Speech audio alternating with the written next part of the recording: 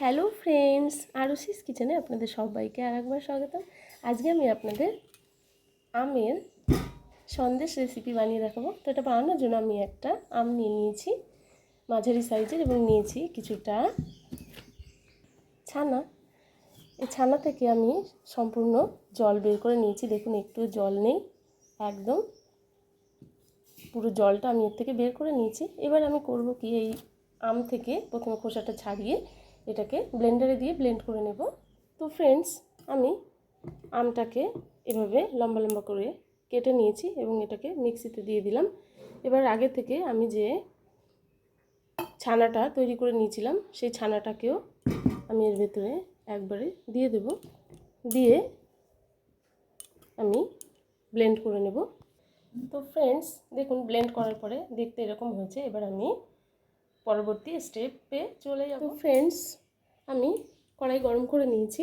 এবার কড়াইতে দিয়ে দেব আম এবং ছানা, যে পেস্টটা আমি তৈরি করেছি সেটাকে দিয়ে দিলাম এবং খুন্তি দিয়ে অনবরত আমি নাড়তে থাকব। এটা বানানো যে কতটা সোজা সেটা আপনারা আমার ভিডিওটা স্কিপ না করে দেখলেই বুঝতে পারবেন, একদমই সোজা। তো ফ্রেন্ডস দেখুন, আম এবং ছানা থেকে যে এক্সট্রা জল যেটুকু ছিল সেটুকু টেনে গেছে, অনেকটাই শুকনো হয়ে গেছে। এবার আমি এর ভিতরে দিয়ে দেবো চিনি। চিনিটা আপনারা আপনাদের আন্দাজ মতো দেবেন, যে পরিমাণে মিষ্টি খান সেই অনুযায়ী চিনি দেবেন। আমি চিনি দিয়ে এভাবে নাড়তে থাকবো। অনবরত কিন্তু এভাবে নেড়েই যেতে হবে, নাহলে নিচে থেকে ধরলে কিন্তু আমাদের সন্দেশটা ভালো হবে না, এর প্রপার টেস্টটা আসবে না।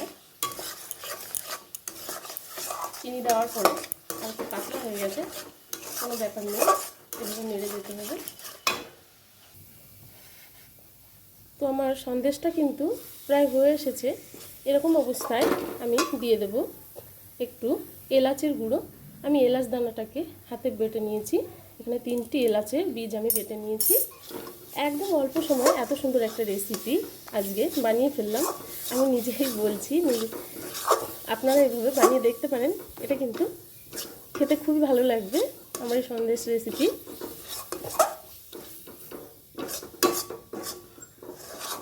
সন্দেশটা একদমই হয়ে গেছে, এবার এটাকে আমি সার্ভ করব। তো আমার এই আমের সন্দেশ রেসিপিটি আপনাদের কেমন লাগলো অবশ্যই কমেন্ট করে জানাবেন।